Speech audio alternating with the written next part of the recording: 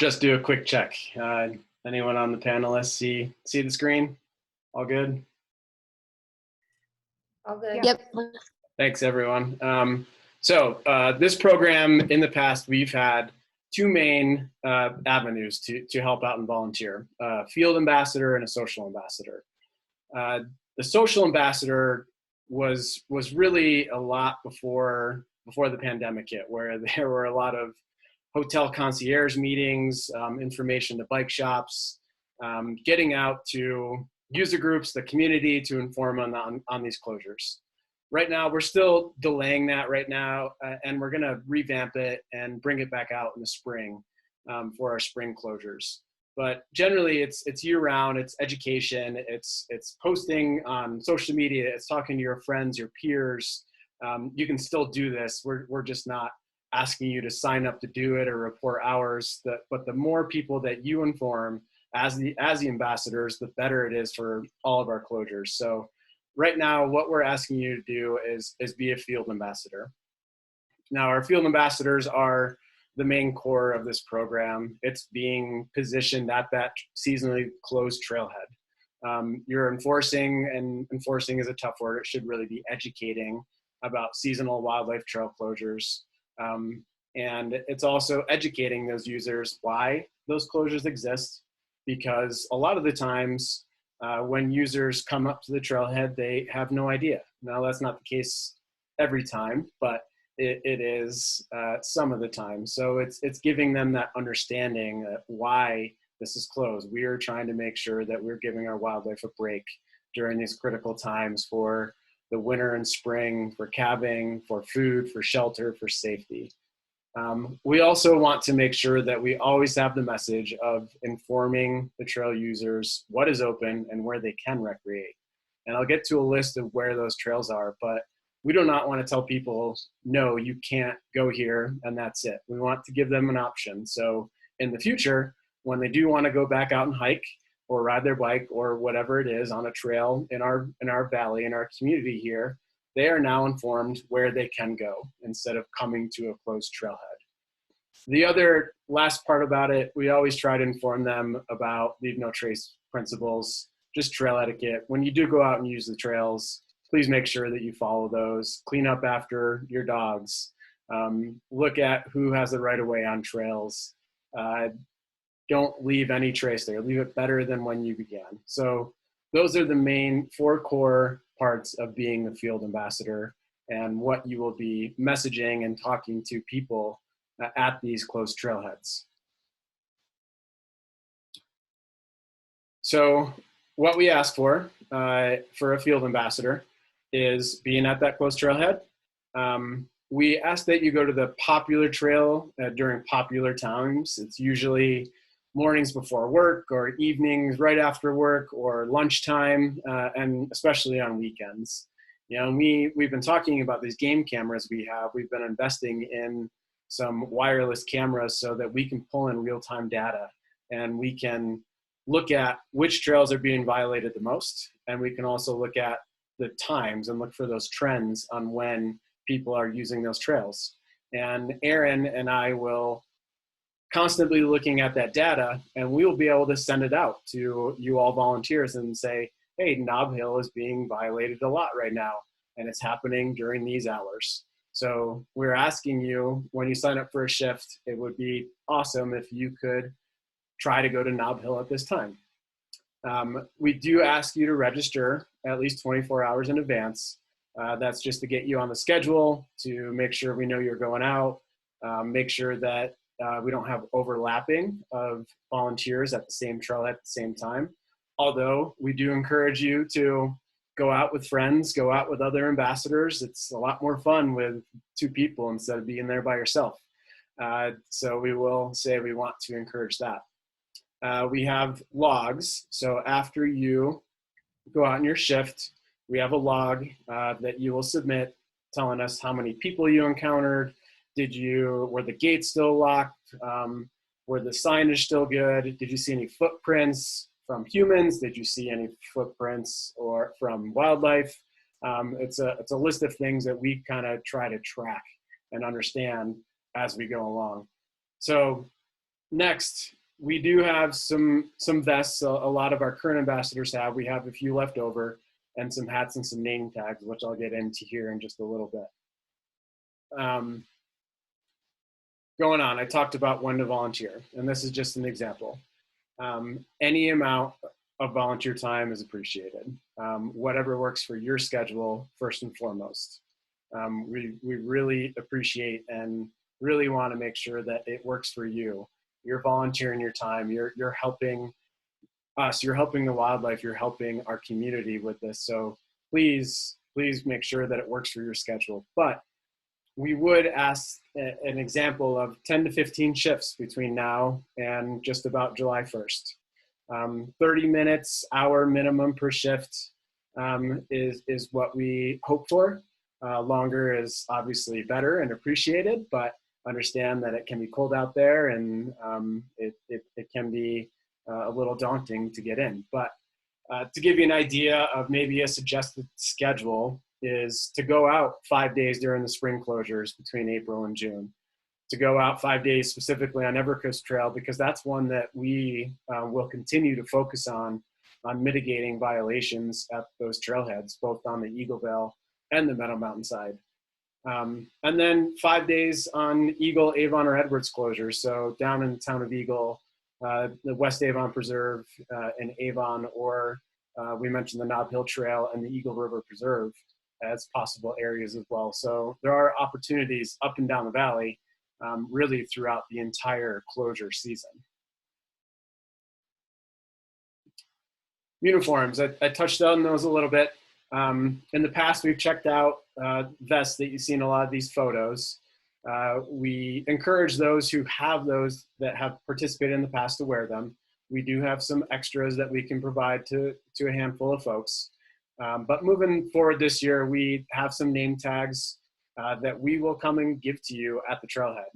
So when you're signing up for your shifts, as you go out there, we will come and hand those out to you to wear to make it a little bit more apparent that you are there in a sort of official capacity, that you're involved in this program. We're working on updating some of our branding, and when we have that finalized, hopefully very soon here, we are going to have some hats and some neck gaiters to provide to you all to wear at the trailheads. So bear with us as we get those in, but we want to provide those to you to help you at the trailheads, but also give you some swag to feel involved and help identify yourself to the folks that you are engaging and talking to. So we will get you those. There's no doubt about that. We want you to be out there with something to help you speak to folks. So website, vvmta.org is what you need to remember. Our calendar, our registration, our logs, seasonal wildlife closure lists, trail maps, and trail conditions. And what I'm going to do here, we'll go to the next slide first, and then I'm going to pop out of here and actually go to our website and drive through it. So our calendar, vvmta.org. Right here, events is showing our calendar. Right now, you will not see much on the calendar because we don't have any trail work events or anything much going on at this time. You'll see we have our training here, but if you looked at the busier time of the closure period, you would see, let's look at a May.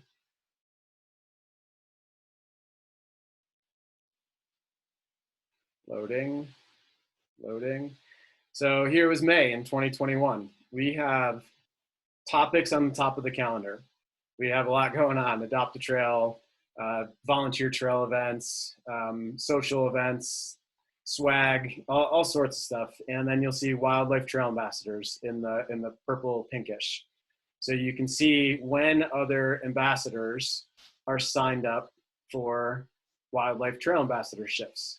So when you're going in to sign up, look at the calendar, see if anyone is signed up for the same trailhead at the same time, and start from there to understand if it makes sense for you to go out on that trail. and it's very informative. After you register, Aaron will always get your day and time on this calendar, and it's a great resource to go look at. And you can see we're trying to keep it WTA, just first name, doesn't need full names. We'll actually probably go to initials this year, just to keep it a little more confidential. So look for WTA and then your initials to understand who's out there.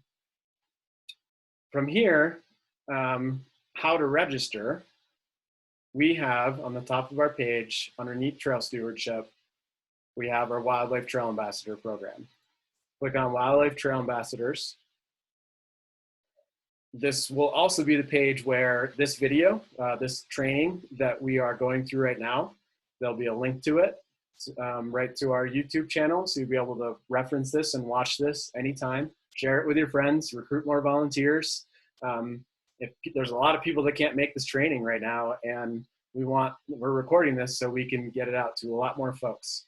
So a little bit about, you scroll all the way down and we have some links. So Wildlife Trail Ambassador registration. Just a note that before signing up and going out, you do have to go through this training. Aaron keeps that tally of who has gone through it and who's going out.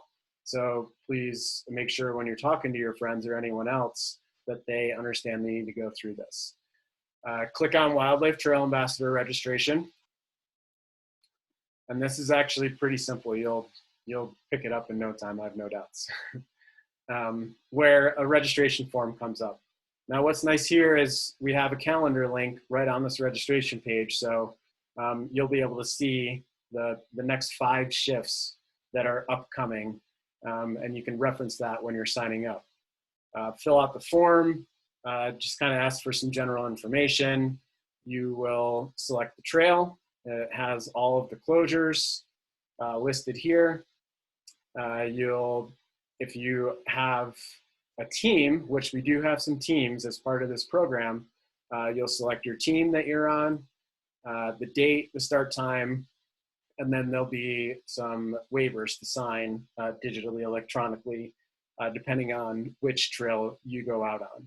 So that's the quick registration. You will get a confirmation that it says you signed up on this page. You'll also get an email with a confirmation that you signed up, giving you the details of where and when you signed up, all the information that you just entered. Once you do that, that email also comes to Aaron and I. We will put your shift on the calendar. So that's a rundown of signing up, how it's going to work, how we can all see it, and how we can make sure that we are not overlapping with any times. So you go out on your shift. Hopefully you don't see anyone. That's the goal, right? But we all know that's not the case by the numbers we were just looking at in the stats. You see some people, you talk to some people, you educate them. Maybe you see some wildlife tracks or scat or whatever it may be.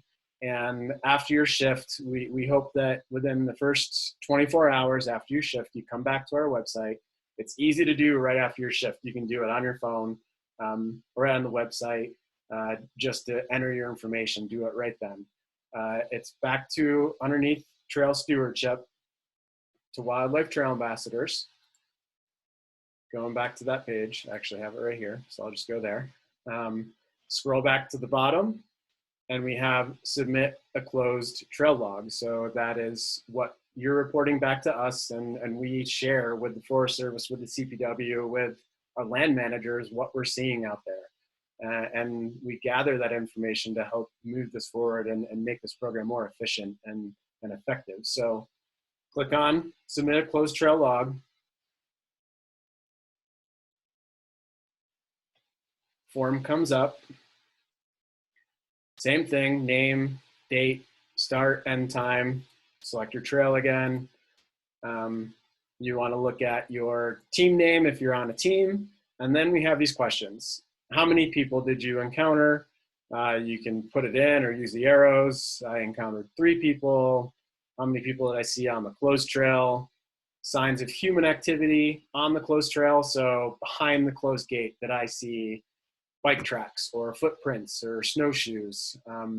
Did I see that? Was it fresh? How many did you see? Signs of wildlife. Did you see scat? Did you see tracks, fur? Did you actually see wildlife? Let us know what you saw.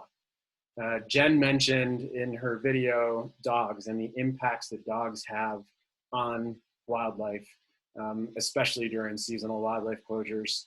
So we always want to know how many dogs you saw as well, on leash, off leash, and then just a general number of cars parked at the trailhead, which just keeps us informed a little bit of how many people might actually be out there on the trail, how many people were there before you got there, how many people after.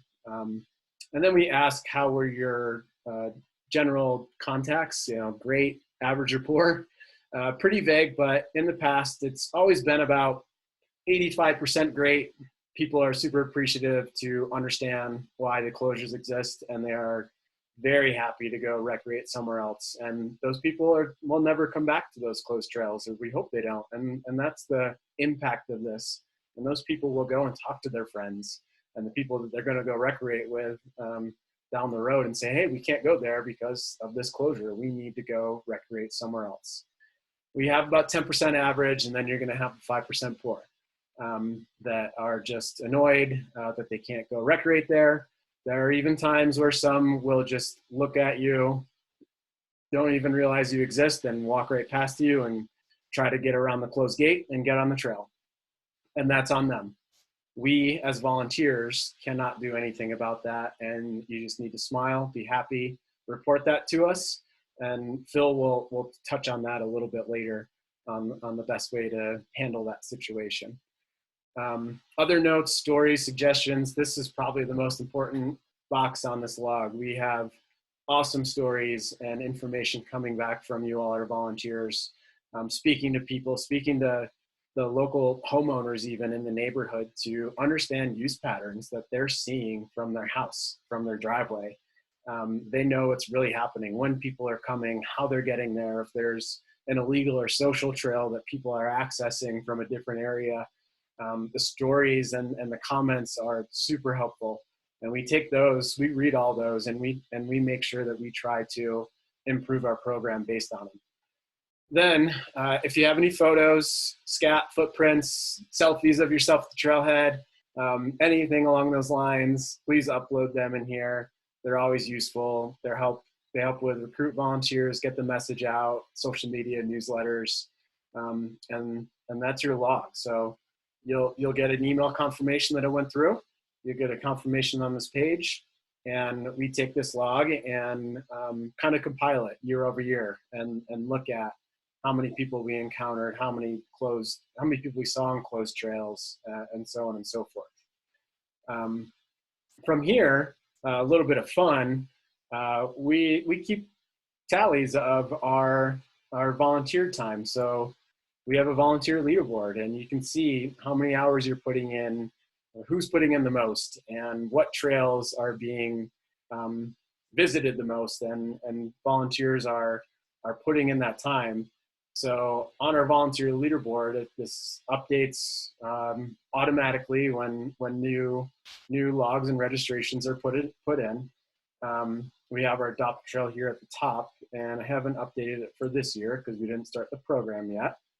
But we have a wildlife trail ambassador leaderboard right here. You can see, Ellen has put in a lot of time over a lot of different trails, which is amazing. And Lisa put in a lot of time in the West Avon Preserve. And it's great to keep this list compiled on where people are going and showing the impact we're having. And you can see which trailheads are getting the most hours of volunteer time. It's really a fun, cool tool. We also use this tracking for our volunteer rewards, which I'll get into here in just a bit. So going back to the slide, and I know I'm zooming through this pretty quickly because we're already at 7 o'clock. And again, this presentation, a manual, everything will be shared out to you, and these videos will be live for you to look at and go through again.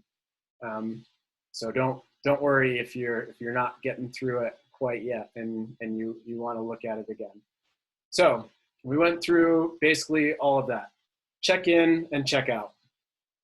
We ask that you establish a contact person. That can be Aaron or I, that can be a friend, that can be your significant other, partner, whoever it may be. Just let someone else know that you are going out. We see it on the calendar, so Aaron and I can see that. But just for safety reasons and concerns, we want to make sure that someone knows you're out there. If in case you do have to contact someone, we have Erin's cell phone on here, her email address. We're going to share all this again after this meeting.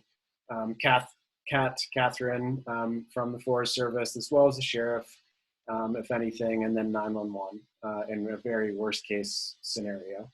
So just be safe and keep in mind those check in, check out, make sure someone knows where you're going.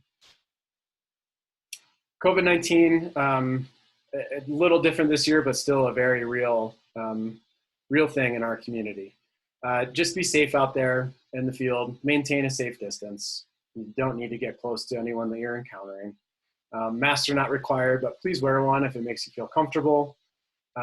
If you are experiencing symptoms or you had been exposed to someone who tested positive and you don't have a negative test yet, just cancel your shift. It's no big deal. We encourage you to cancel it and not go out there if any of those things are occurring. And then we are always constantly following local Avon County public health orders, NCDC guidelines, and we will keep you informed if anything changes as far as COVID protocols and requirements. Right now, Avon County does not have any local public health orders, so there's nothing to go on from that at this time. So volunteer rewards. We want to say thank you for being out there. We really do appreciate your time, and we want to make it worthwhile, not only for the reason for being there, but again, providing you with something to really show our appreciation. So we have a volunteer rewards program, and there's a few different aspects of this. If a volunteer contributes at least 6 hours of time in an annual year, so that can be through this program, Adopt a Trail, we have Minturn Bike Park Ambassadors, we have other trail crews, you receive this volunteer rewards program. It'll be a digital rewards card with an email. It gives you access to Expert Voice Pro Deal for gear and apparel. We have local business discounts, so discounts at places like Venture Sports or First Chair Designs or Vail Mountain Coffee or CrossFit Vail. There's a whole number, and these are all listed on our website. We try to send out volunteer newsletters, and we also have discount for you off of VVMTA swag.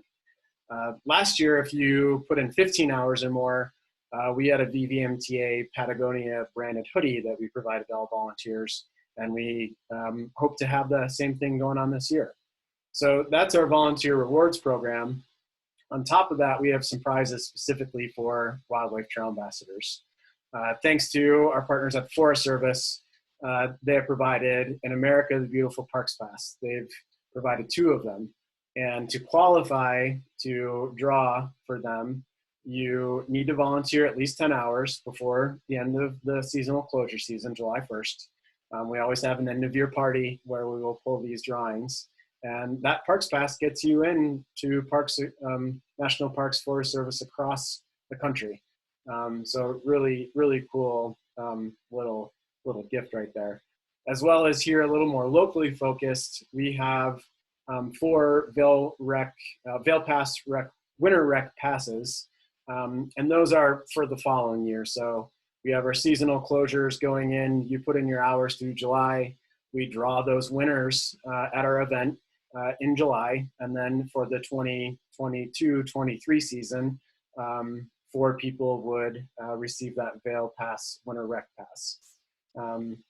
And a really cool program that has some really cool stuff, in my opinion. So here's why we need you to register and submit your logs. You need to do that to be eligible for that cool stuff. We need to see your hours so we can enter you into the system to get that rewards card to put you in contention for those passes for the Patagonia hoodies. So please make sure that you do that. Moving on, Jen talked a lot about seasonal closures on Forest Service lands. really mid and up valley, but there are a lot of closures down valley in the Eagle area, and as well as some mid valley in Avon and Minturn. West Avon Preserve, a lot of West Avon Preserve is open, and I'm going to go through some maps here. Again, these are all listed on our website, vvmta.org, and then you'll see trails and seasonal trail closures. Right here, you can see what's closed and when, who it's closed and open to, because there are different policies and rules. For example, Forest Service closures are closed to all users. Bureau of Land Management closures are closed to mechanized use, so motorized mountain bikes, but they are open to hiking and equestrian. Town of Eagle open space is closed to all use. Eagle County open space is closed to all use. So it's important to understand what these closures are and to who before you go out on your shift. And this website right here is going to have all of that information for you to look at and understand. It'll also be in the manual that will be sent out to everyone that you can reference when you're at a trailhead if needed.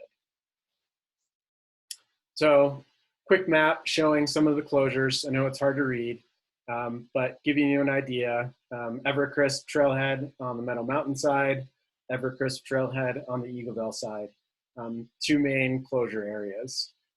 When spring closures come into effect, we have a lot of closures on the North Trail. There are 1, 2, 3, 4 different closures, 5 closures on the North Trail itself, including one on Southern Middle Creek.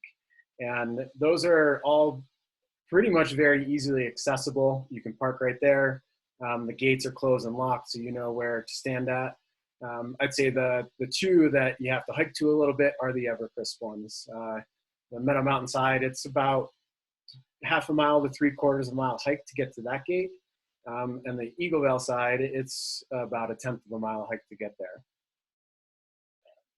A little bit more of detail of Evercrisp closure. West Avon Preserve, it's mainly the lower West Avon Preserve that is closed. Lee's Way has a closure gate, Saddle Ridge has a closure gate, and so does Wise Way, as well as Wild West Ridge over on the June Creek Trail, and also the Single Tree connectors down on the lower half of it. So there is parking mainly at all of these trailheads except for the Single Tree, Avon Single Tree connector in Single Tree side. There is not parking at that trailhead, and it is a little bit of a walk to get there. And again, these will be provided. Before I leave this, Jen mentioned Nob Hill a lot. June Creek Trail accesses the east side of the Nob Hill Trail. And then in Single Tree side, the parking for that trail, you can park really at the golf clubhouse and walk up the road a couple 100 yards to get to that trailhead. Again, Eagle has a lot of closures right now, and we would really appreciate a lot of focus on some of the specific areas in Eagle this year. You can see East Eagle, if you're familiar with it. There's Boneyard, there's Pool and Ice right here, and a lot of trails going out to the east. And those are all closed. Those are on BLM land. They're December 1st through April 15th. Haymaker Trail right now is open. It's on Town of Eagle land. The third loop of Haymaker and Extra Credit close on December 15th. And I'm going to get into Haymaker here in just a second. Looking at Eagle Ranch, the Arroyo Trailhead is really the main area to go and help do some education and information. And I'll get into that one here in just a little bit too. West Eagle is essentially closed. It starts in Town of Eagle open space, so there are gates. And we don't quite see as much activity over there as we do at Eagle Ranch and we do at Haymaker. So Eagle Trailhead, Haymaker. Haymaker is open, the third for the season, the first 2 loops. The third loop closes December 15th to April 15th. Talking with Brian, who introduced himself from the CPW earlier, and Brian from the Town of Eagle, there has been a lot of activity, mainly elk and deer in that area, and a lot of people use this trail in the winter. And what has been seen as a real worst case scenario is that there's a lot of dogs that go out and trail with their owners. And majority of those dogs are not on leash. And that is the worst case scenario because the dogs, a lot of them will chase the deer and the elk and literally exhaust them and they cannot survive. They will run out of energy. They'll get separated if they're a young calf. They'll get separated from their moms or their herd, and they'll eventually just not make it. And dogs on leash is a huge initiative we want to have on the Haymaker Trail this closure season. So when we ask about you volunteering at the Haymaker Trailhead, we want you to be at the main Haymaker Trailhead. So it's the parking lot at the pool and ice rink right there at Mountain Rex facility. And there's pictures of the kiosk and then a sign where the closure or the information for leash laws must be. And at that trailhead, you can educate about leash laws, which the law is for the town of Eagle, as Haymaker is on town of Eagle property, that dogs must be leashed. Voice command does not matter. The law is they have to be leashed. That leash has to be in the owner's hand. Now, you can't enforce that, but you can educate. And that's all you can do. And that's what we're asking. The law and the policy from the town of Eagle is as simple as that. There is the possibility of if you do take your dog off leash and it chases or harasses wildlife and the CPW is in the area, they could write a ticket. So it's just informational more than anything, but it's a real thing that the CPW does have the authority to write that ticket if your dog is harassing wildlife. We ask that if there's wildlife in the area or activity to inform those users, and that would come from Aaron and I. So if we're hearing that from Brian at the town or Brian from CPW that, for instance, a few years ago, there was a mountain lion kill in the area and the trail was closed. That type of information from our ambassador to put out. If we know the herds are in the area, to ask people, hey, the herds are in the area, maybe they're on the second loop, maybe you keep your hike to the first or don't go. Make it a voluntary closure and wait and don't impact them as best you can.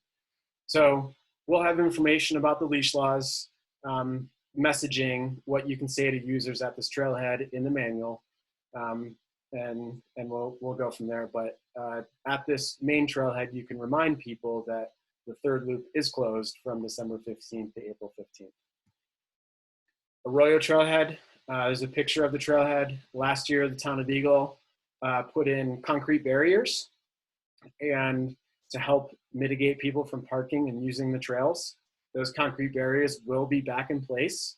And as an ambassador, there will be space to park at those barriers and you can perform your shift right there.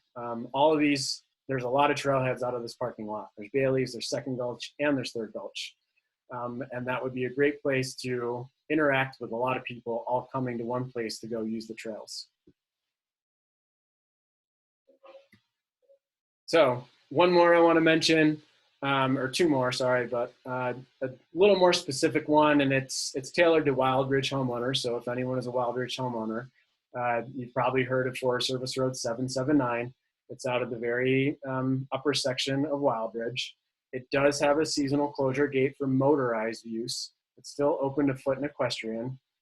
There really isn't parking at that trailhead, so it would be traveling there on foot, whatever it may be, ride your e-bike on the road to the gate, and just kind of log type of vehicle to see if you see snowmobile tracks, hoping that we get snow, because that road goes through critical winter habitat for elk.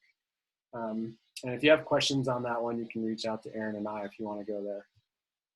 Eagle River Preserve in Edwards. You can see on this map that the area to the west is closed for winter elk closure. The parking lot and the trails are still open. So if you are going to inform people, you can start at the parking lot right there, let people know they can go and use the area, but it is closed on that western section. And there's our signage and information up from Eagle County Open Space for that area. So open trails, again, these are on our website, seasonal, on our vvmta.org/seasonal trail closures. Here's where you're telling people they can go hike or bike right now. Important to note that the Forest Service has a winter travel management plan. And all trails are closed to bikes and wheeled vehicles from November 23rd to May 20th. So if you're telling someone to go hike up valley or on a Forest Service trail, it really is hiking and foot and or equestrian traffic. If someone's looking to go ride, Eagle, Haymaker is open to bikes, the first and second loops. And Eagle Ranch, sorry about that. I have Eagle Ranch on there, and that means the golf course, not the Eagle Ranch trail loops. Eagle Ranch golf course grooms, it has Nordic, you can ride fat bikes on it. Bellyache Road is open, and Boneyard and Redneck are open to bikes. But all these other trails listed are foot and equestrian use only. Here's some fun photos of some violators caught on film last year. You can see it's a little bit different type of users, different ages, really all across the board. It's not just one, it's everyone. So just to show you and finish it off with some fun wildlife photos from our cameras. I specifically like this one with the deer behind the closed gate right before the seasonal closure came up, just looking and telling us that they're there still. Just because a closure is up on June 21st or July 1st doesn't mean that they're not in the area. They definitely still could be there, and we hope to see many more of these photos in the future with the help of this program. So thank you for listening to me run through that. I am going to stop sharing my screen. I'm going to come back. Thanks for hanging on. I know we're already a little over time due to my technical difficulties, but I hope that was a little bit informative. And again, this information will all be provided to you. These videos are being recorded. You can go back, you can reach out to Aaron and I to go through these at any time. Stick with us for just 10 more minutes, and then we'll have some questions session. I'm gonna kick it over to Kat with the Forest Service just to talk a little bit more about safety and risk and awareness. So Kat, go ahead. Yeah, thanks, Ernest. Hey, everyone. Again, Catherine Bazan, Trails and Wilderness Manager for the Eagle Holy Cross Ranger District. I'm going to try and make this kind of quick because I know we're tight on time, but I'm going to talk about safety really quick. And so, as benign of a task as it may seem, standing at a gate talking to the public, there is some risk involved with any time we're going out in the field. So if you go out volunteering on Forest Service lands, you're going to sign a volunteer agreement. And this volunteer agreement is tied to a document called a risk analysis, or an RA, as we like to shorten it to. The risk analysis basically identifies hazards that is associated with the task that you're completing, the Wildlife Trail Ambassador task. And then it identifies abatement measures that you can take to minimize your risk when you're in the field. So by signing this document, you're basically agreeing to implement these abatement actions when you go out in the field. So I'm just going to highlight a couple of things. You will get a virtual copy of, or a digital copy of this risk analysis when you sign the agreement. So I encourage you to thoroughly read it when you get it. So the first thing I just want to highlight, Ernest did talk to it a little bit, but the check-in, check-out. This is a really important tool because it's the most effective tool to know whether or not you are injured in the field. So please, please, please make sure you have a contact before you go out for your ambassador shift, and then make sure you have established communications.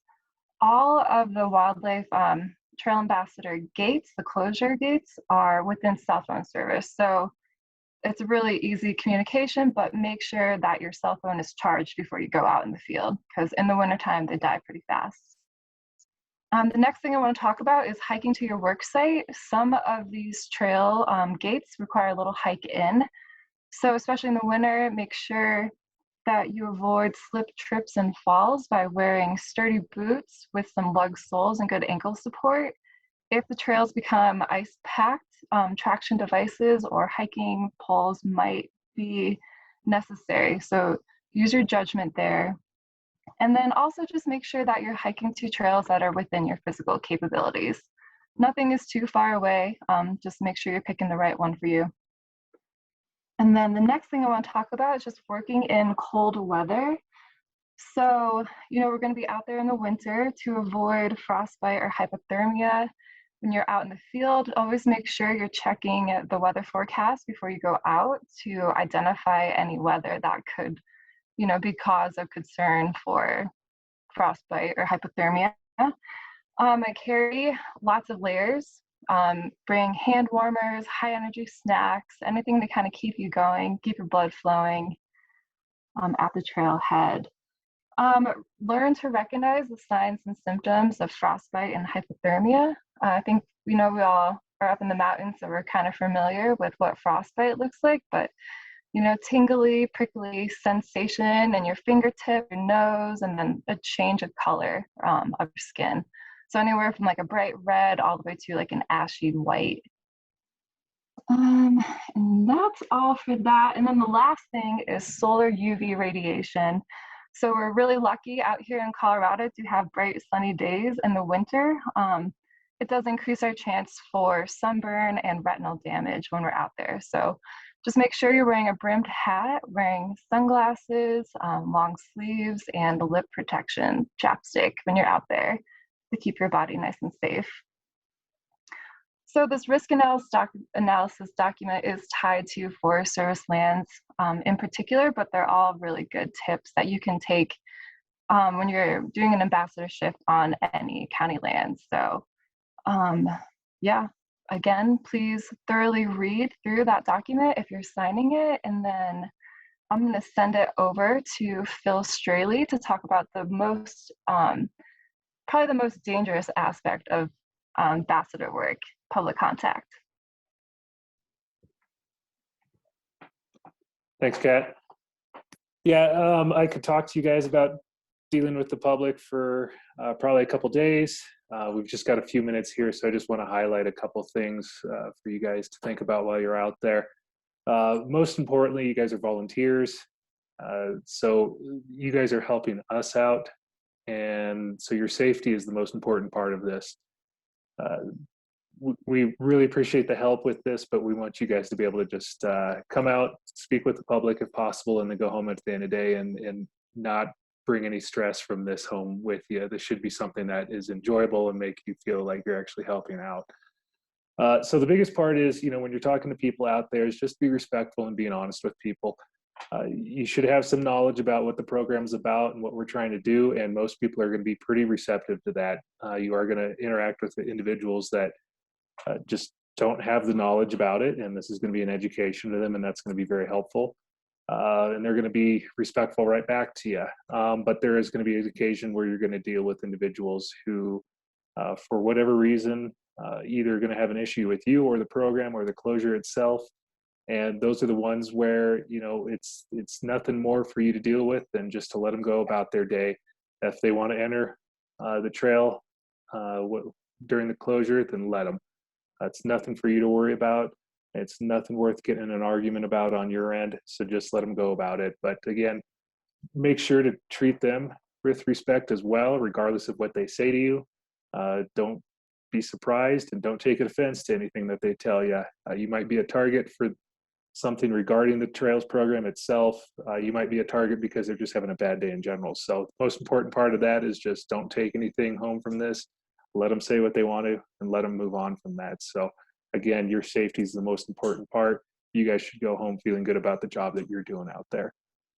With that being said, before you guys get out there, we've talked about a lot of different things tonight. Try to do a little bit of research before you guys get out there.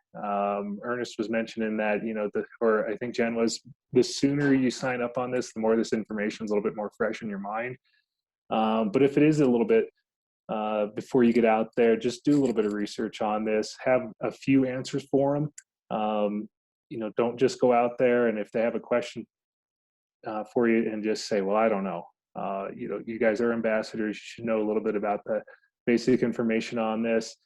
And if you guys do have that information, it's generally received pretty well. And it shows a little bit more respect coming back from the public to show that you guys have done research and we are a little bit of knowledgeable on what we're talking about.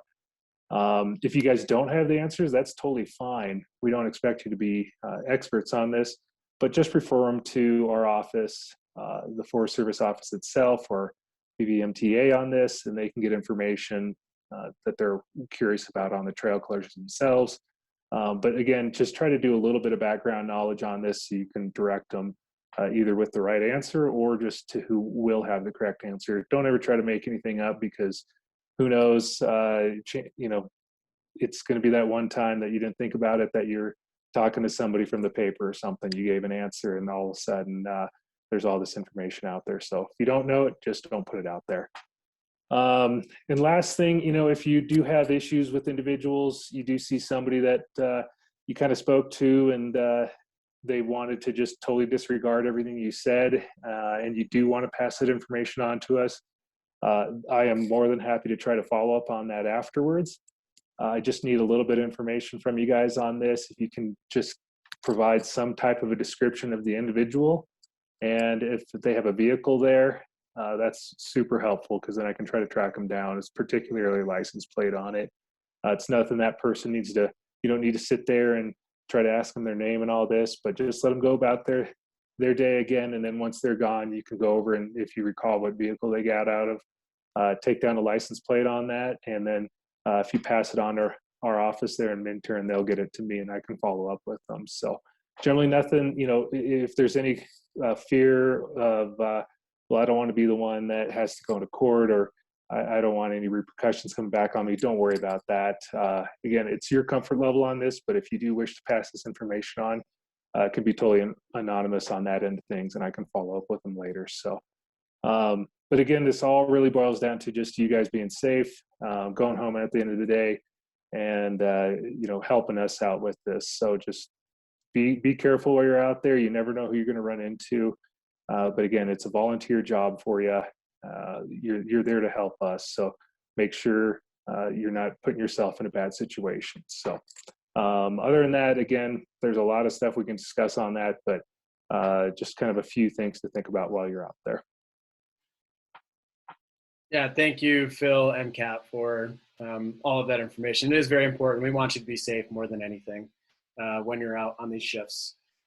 As I mentioned, by far, majority of the time, it's good interactions. It's people being super appreciative that you're helping them understand why these closures exist. But there are those times. So just remember to play it safe. You're there just to inform and educate, and really nothing further than that. We're hoping that we can help enforce that with some resources this year to help you all out. But it is 7:31. I did notice there were a lot of questions going on while I was presenting, which is great and is awesome. But I am going to respect everyone's time here. And if you do have questions, you can email myself and Aaron, and we will get those either answered from ourselves about the program, or if it's something a little more detailed that need to be answered from CPW or Forest Service, we will get those questions answered and sent back to you. No problem. We're happy to do so. We will send out this recording in the next couple of days, as well as a manual that goes through all of this information, just a little more detailed for you to have at your fingertips as a resource when you're out there before you go out. If you want to, you can start tomorrow after you've gone through this presentation, and we hope that you do. You are now trained. I know you will probably have questions as you go, but we want to help you, and we're there for you. So please reach out, questions, anything that you come up with at any time. We're here. We're super appreciative that you're out there for us, and we want to continue making this program more impactful and successful to help all our wildlife out there during this critical time and during this season. So the last thing I'll leave it off with is we do have a spring training as well. It's really very similar to this one, up in the air, whether it's in person this time. We'll see where COVID takes us through the winter. But there is an opportunity before those April 15th closures start to get a little bit more educated and informed and hear how the winter went. So stay tuned for that. But in the meantime, we hope to see you out at the trailhead. And again, we just want to say thank you for being here. So thank you, and everyone have a good night. So thanks, panelists. we'll share all contact, and we'll talk to you soon. Thanks, Ernest. Thanks, everyone. Thanks.